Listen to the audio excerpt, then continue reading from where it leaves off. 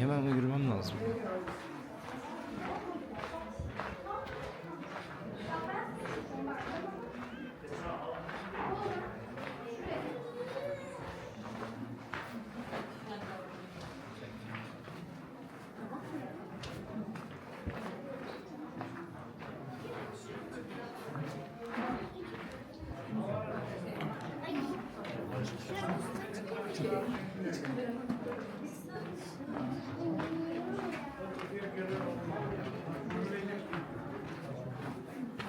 Allah için gözünü sevdiği yaratmış.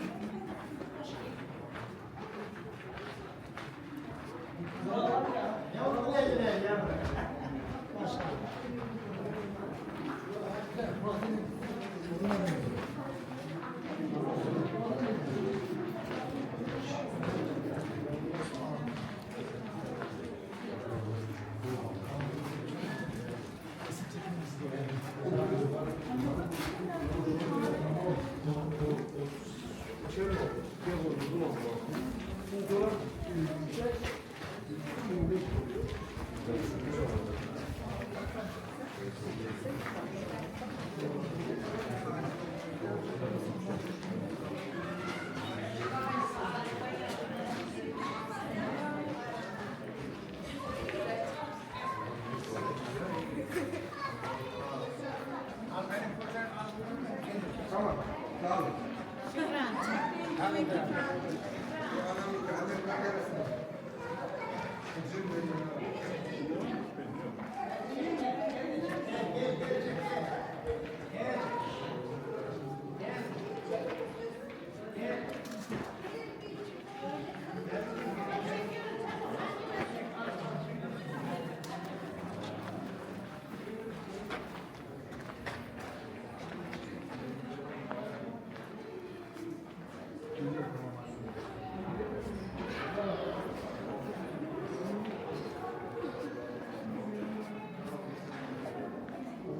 Yeraltı Tuz şehri bayağı büyükmüş. Girişi 50 liraydı zaten. Ucuzdu. Sadece kredi kartı veya debit kart geçiyor.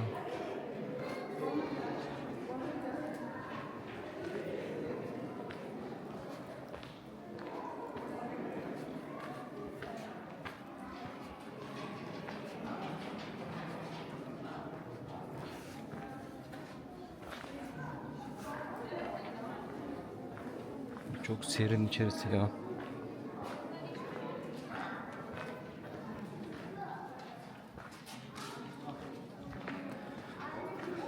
Zaten yaz kış 13 derece 14 derece mi neymiş normalde 35-40 dereceyken bile dışarısı, burası çok serinmiş. Her tarafta çok eski zamandan kalma tuz yapısı oluşmuş.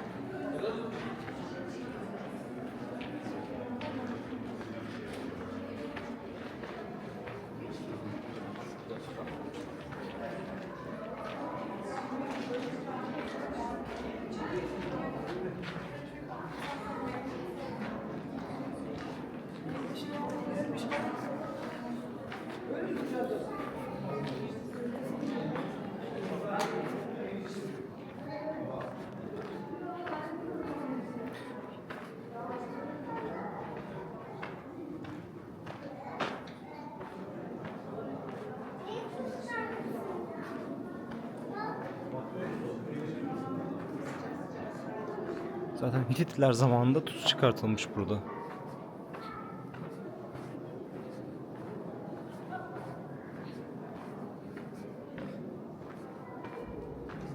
Şu kırmızı çıkış tabelası gösteriyor, içeride turmalarını, çocuk parkı bile yapmışlar ya. O yüzden şehir diyorlar yani.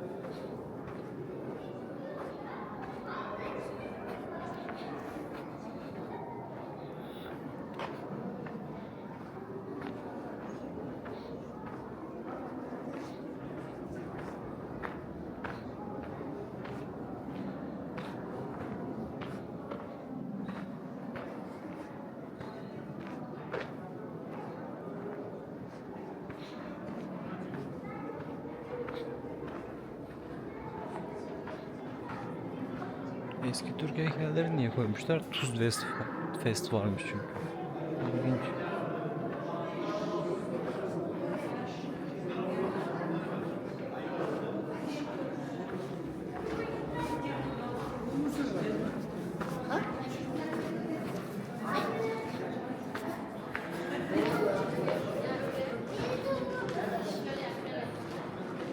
Bir şeyler yapmışlar.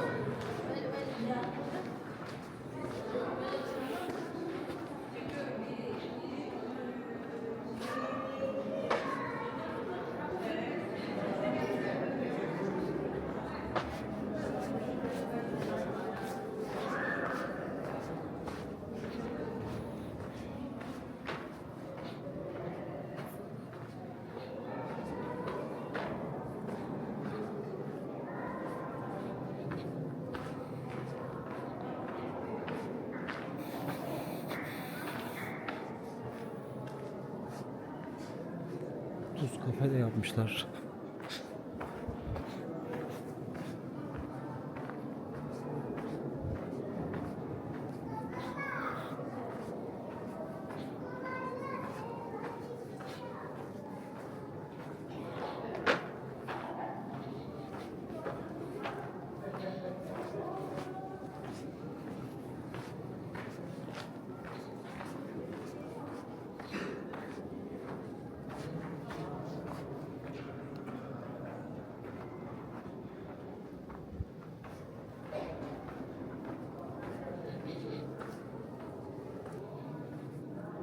Eski zamandan fayda mı varmış? Aa,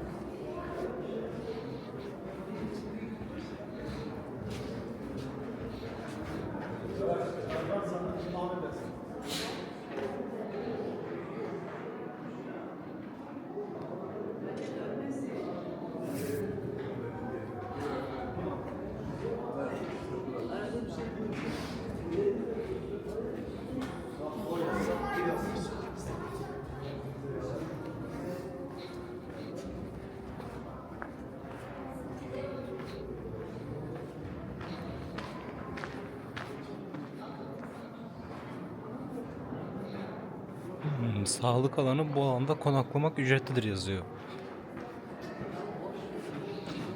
Tabii hastalıklara iyi geldiği için bu sağlık alanı bu kısımmış.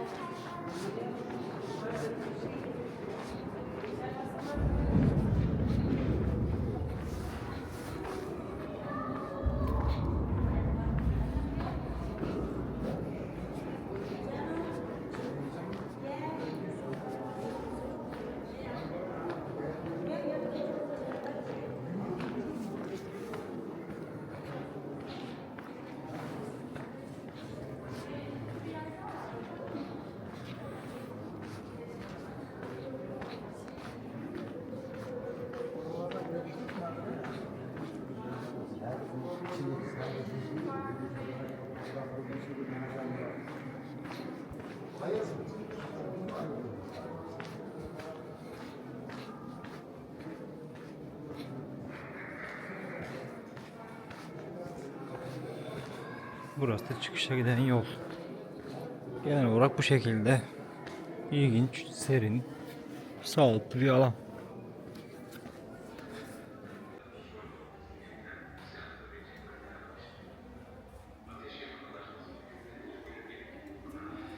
Burası da Çankırı Müzesi.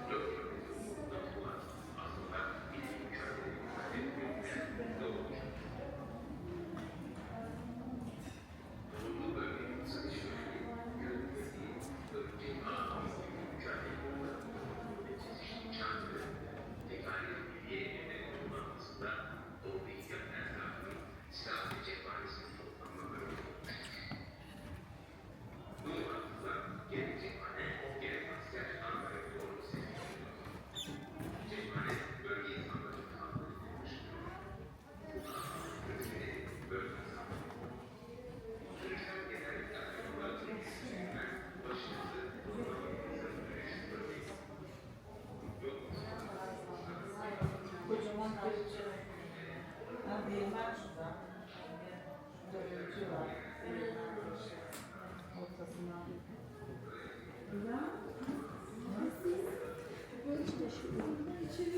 Kaybettiniz. Siz önden gittiniz. Fotoğraf çekiyorlar.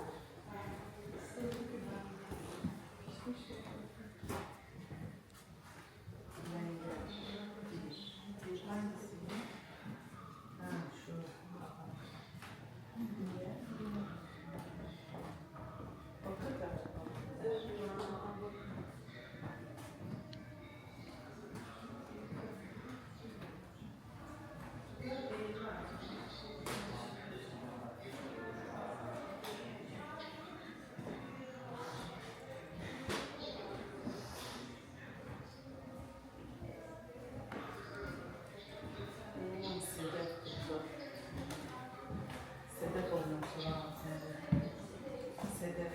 Evet.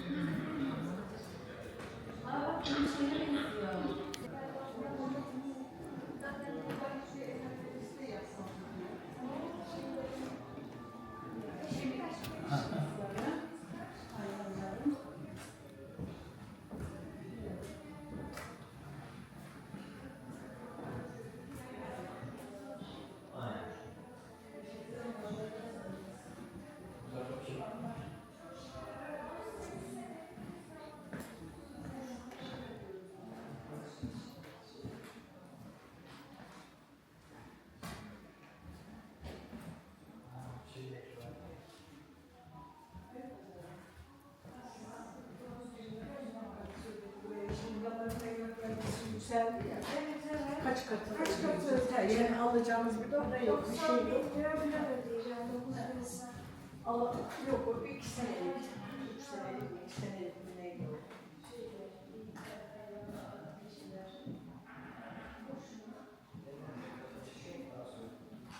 Ne belediye bir şey yapabiliyor. Silahla vurdu.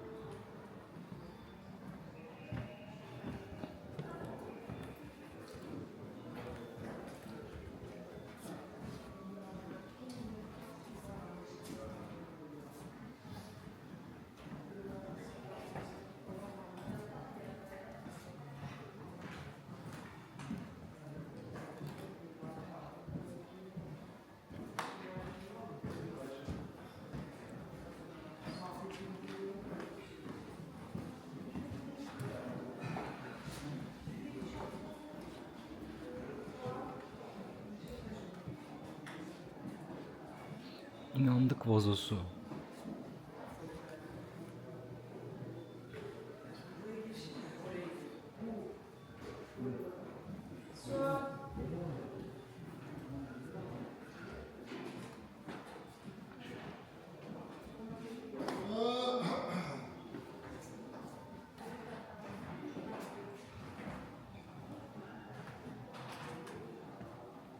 İnandık Tepehöyü.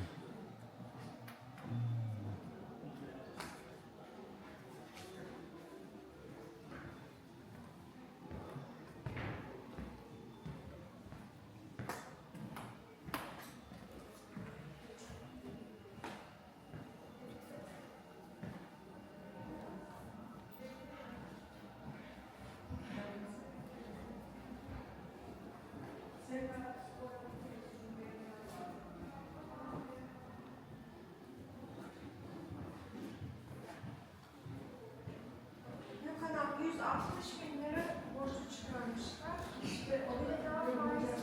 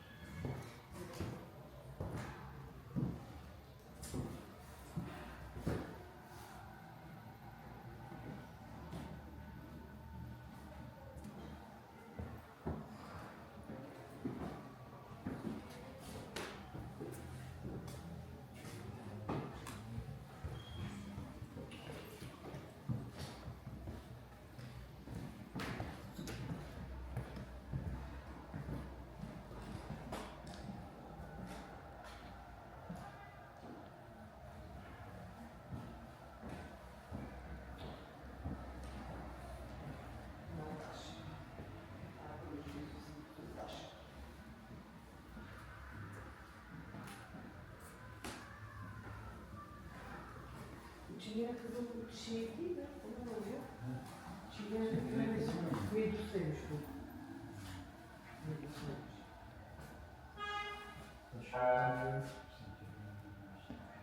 Mezar şeymiş. Medusa o zaten sonra bir şey değil mi?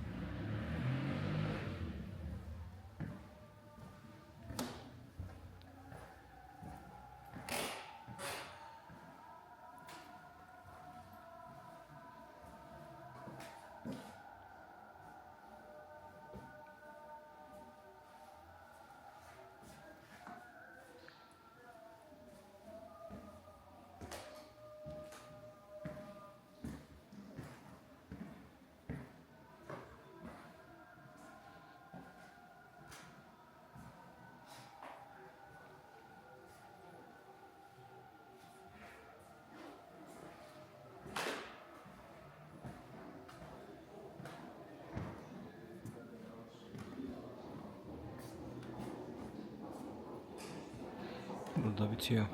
Rehberlik yapıyorum. Bugün sizlere ben anlatım yapacağım. Efendim burası Hazmiye Medresesi. Halk arasında bilinen ismiyle de Buğday Pazarı Medresesi.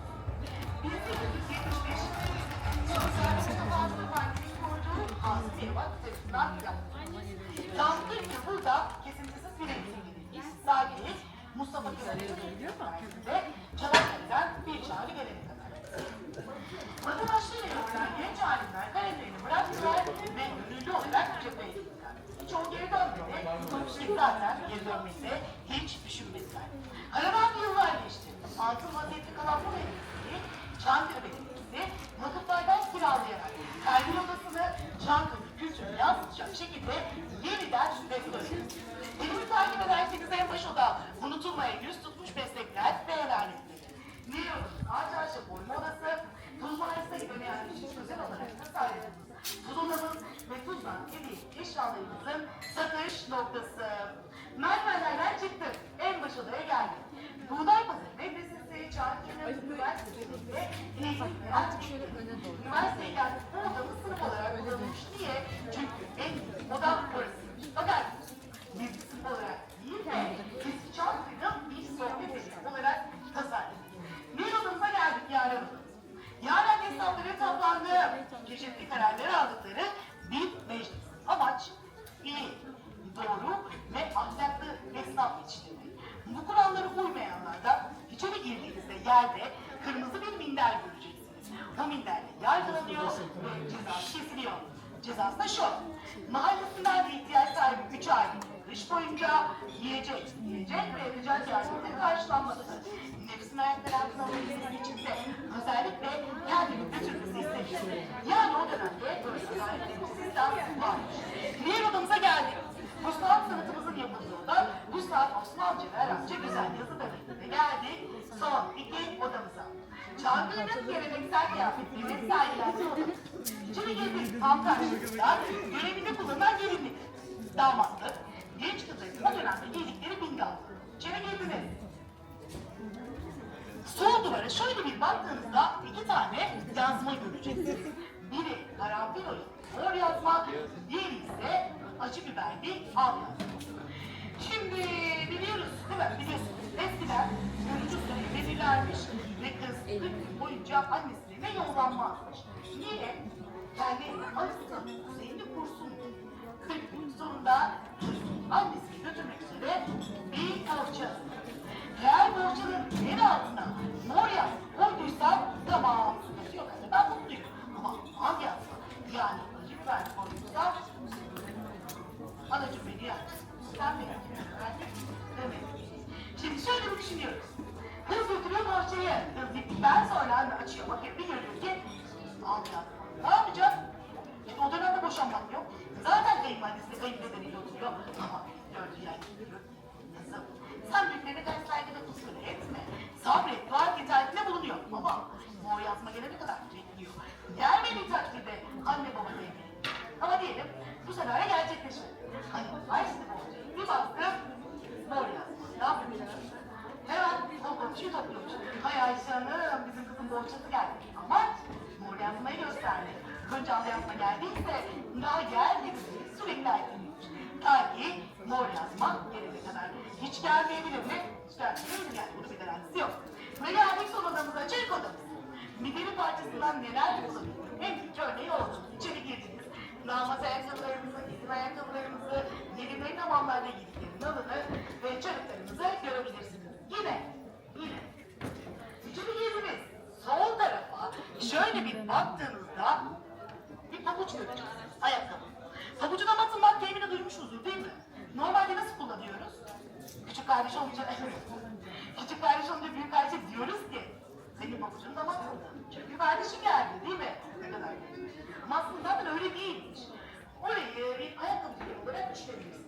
Ayakkabıcı bir hata yaptı. Geldi yanımızda, kırmızı günleri hatırladı, cezalandırılıyor, fakat affediliyor. İkincisi de affediliyor ama artık üçüncüsü de affedilmiyor. Ve esnafın pabucu damatılıyor. Ya tamam, ben iyi diyorum, hoş diyorum ama bu ne demek oluyor? Şimdi beyefendiyle dışarı çıktım. Beyefendiye dedim, ya çok güzel bir ayakkabıcı gördüm. Beraber gidelim bir ayakkabılara bakalım mı? Olur dedi. Geldik ayakkabıcının önüne. Beyefendi bana dedi, ya sen beni getirdin ama ya sen görmüyor musun adamın pabucun damına? Ben nasıl gireyim? Ay eyvallah olsun dedim, ben de girmem. Tabii ki sizler görünce ne dediniz? Ne girmeyiz? Ne oldu? Bir kere kimse gelmedi değil mi? İşler kötü gitti. İflas etti ve sonunda Çankırı'nı sergilemek zorunda kaldı. Çankırı'da çok yaşanmamış ama yaşanılanlar da çok akılda kalmış. Son küçük bir hikaye anlatıyorum, oradan da bitiriyorum. Vakti zamanında Çankırı hesaplardan birinin pabucu dama atılıyor. Çankırı'yı terk etmek zorunda kalıyor ama yıllar içerisinde Çankırı özlemine yanıp da düşüyor. Aman aradan yıllar geçti, bakın saçlarım döküldü, beyazladı, yaşlandı. Hatta dişlerim döküldü. Kim beni nereden hatırlayacak? Akdestreme geliyorlar abi. Hesap yapıyor. Galiba bir arkadaşın konuşmasına denk gelebildiğini diyor ki ya kardeş geçenlerde düşündüğüm taşındım bir türlü aklıma gelmedi. İsmet İnönü Çankırı'ya gelmişti. Gelmişti ama ya tarih olarak ne zaman gelmişti? Ya benim güvenlik. Aşık mısın, mezun musun? Ben daha ilk yediğimi hatırlamıyorum. Sen kalkmışsın, bana ne soruyorsun? Yok, bunu hatırlamıyorum. Ama kunduracı, Ahmet'in avucunun damatıldığı yıl geldiğini çok iyi biliyorum. Adam şöyle bir bakıyor ve anlıyor ki değil, oydu. Ne ömür dese, yok, bu olay unutulmayacak. Giysimi ben olduğum yere geri dönüyorum diyor. Öyle de yapıyor. Hemen bir anlatacaklarım bu kadar. Hemen diğer grubumuzu çıktıktan sonra... Çamlı çarık, sakın mı nedir deme bana çocuk, bunun adı çarık. Biraz ucu yırtık, biraz ortası yarık olsa da dedenin her gün savaşta giydiği, acıkınca yediği, anısı var, acı mı acı, anısı var, buruk mu buruk, onun adı şanlı çarık. Şimdi hikayesini anlatmak istiyorum. Çanakkale Savaşı'nda askerlerimiz bunun ucunu kemirerek suyla birlikte yemişlerdir. Beni dinlediğiniz için teşekkür ederim.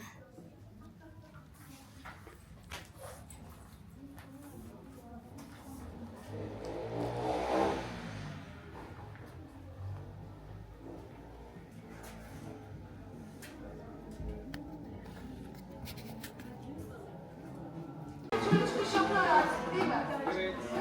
Haydi bakalım Johnny Canlar.